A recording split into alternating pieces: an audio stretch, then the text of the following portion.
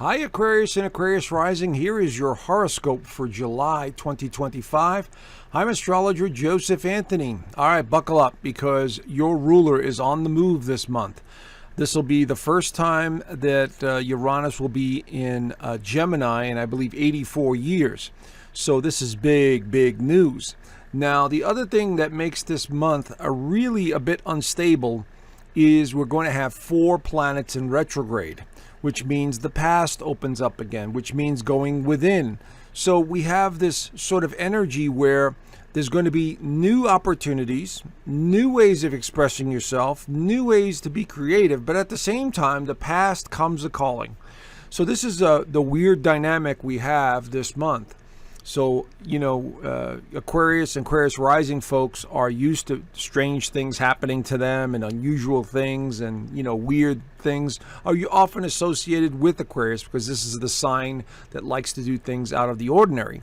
So anyway, if you are a sun sign Aquarius or a rising sign Aquarius, this is a very general overview using Western tropical whole house astrology. It's a sun sign, basically, but we also could incorporate the ascendant. So it has to be very basic because everyone's birth chart is different and everyone's birthday is different under the sign. So again, it has to be very general, but still very accurate. Anyway, let's start off and talk about what's going on here. So we start off the month, of course, with Pluto in your sign in retrograde mode. So you're kind of on this weird holding pattern because Pluto wants to revolutionize and change you, but it's in retrograde. So you're going within and there's a lot of internal changes that are occurring within you. Okay? That's how you have to look at this. But we start off the month with the sun going through Cancer, which it normally does this time of the year, but this time it's joined by Jupiter in Cancer in the 6th house of daily routine, health, service, your job, employees, all of this stuff falls under this umbrella. And so with Jupiter here for a whole year in your 6th house, this could be a great time to improve your health. This could be a great time for traveling for work. This could be a great time to change up your diet overall. This could be a great time to work on projects related to the home or spend a lot more time helping family in some way because Cancer is the sign of family. So we're starting off this month with that kind of energy in the air, with the 6th house being active like this. And so on the 4th, we have Venus entering Gemini to ramp up that energy of creativity. Now, Venus is in Gemini is much better for you guys than Venus in Taurus, which is all about family and foundation and feelings. But now Venus in Gemini is all about communication, but it's in the 5th house of creativity. So many of you are going to find yourself needing to communicate your ideas. And you're going to have plenty of them. Believe me, this month there'll be plenty of ideas that come out of nowhere. So please take advantage of them. Your mind is super active these days and will continue to be throughout the entire month of July. And so because of Uranus, which I'll get to in a minute. But Venus in Gemini is all about communication with partners, loved ones, business partners, whoever you're around. So this energy is definitely ramping things up a bit. Now, of course, we do start the month with Mercury in Leo, which is your opposite sign here, and in the 7th house. So relationship themes of all kinds are still on the agenda the entire month. But later on in the month, it will go retrograde. So I'll get to that in a second. And speaking of retrograde, Neptune goes retrograde. This is the first of 3 planets to go retrograde this month, right here in your 3rd house of communication. So now your mind starts to drift backwards. A retrograde just means going back or going within. And since it's the 3rd house of communication, the imagination or nostalgia starts kicking in here. Now, this is going to be a long retrograde. All the outer planets are long retrograde. So this will be about like almost 5 months of Neptune being retrograde. So it's going to be a subtle energy. It's not something that happens on that day, but it's a subtle energy. From time to time, you'll just be pulled back into your mind, into the past, like I should have done this, I should have done that, and what if I done this, and what if I... That's the kind of energy I'm talking about. So not a big deal. Just don't live there. Don't live in the past. And so this is, going to be important for that. If there's a project or a communication issue that you need to resolve from the past, by all means, this could be a good time to do that. Now, let's get to this big news here. Uranus, your ruler, will be switching signs in Gemini. And now Uranus in Gemini does so much better than Uranus in Taurus. Uranus in Gemini is like, bring it on. Let's be stranger than normal. Let's think outside the box. Let's break the rules. Let's rebel against everything.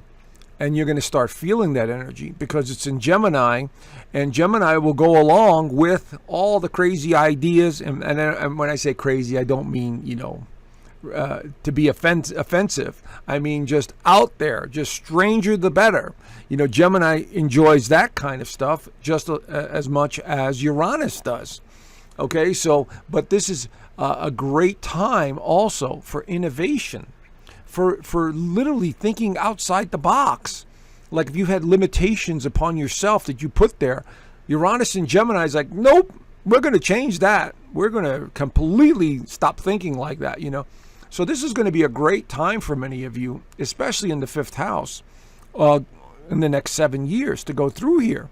Now, the downside to Uranus and Gemini, because this is the house of love and family and children, that you may begin to distance yourself even more from family members or friends or people that you really care about that just don't belong in your life anymore. You're just like, you know what?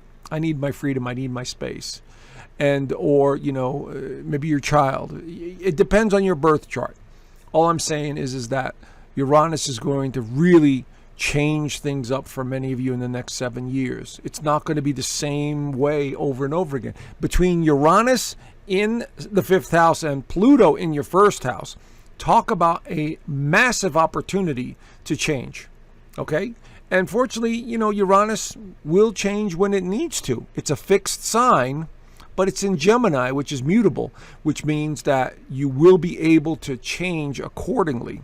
And so this month marks the beginning of some massive creativity, massive changes in your thinking and self-expression. So take advantage of it. Now, the full moon in Capricorn on the 10th is going to highlight the 12th house. Now, again, this could represent endings also because it is the 12th house. But it has a lot more to do with your beliefs in terms of your goals, what you want to achieve, your job status, business, career, whatever it is, because Capricorn is very career oriented. And the 12th house is about limitations or wanting to start something new. So what I'm seeing here is this full moon is going to bring to light something that you just have to disconnect from. It could be a job, could be an employee, could be an idea. It could be, the way you run things. And so this is going to highlight all that energy this month or with this full moon in Capricorn. So keep an eye on that. Now, the second planet to go retrograde is Saturn, which is kind of your co-ruler. Before they discovered Uranus, Saturn was associated with Aquarius. But Saturn's energy is completely different than Neptune and Uranus. Saturn is very heavy energy. It's restrictive energy. It's confining energy, And when it goes retrograde, it's like we're internalizing the struggle. It's like, I want to change, but I'm not sure. It's so hard. We start making excuses, or we just start feeling the pressure of Saturn in retrograde. And it's in the 3rd house, just like along with Neptune.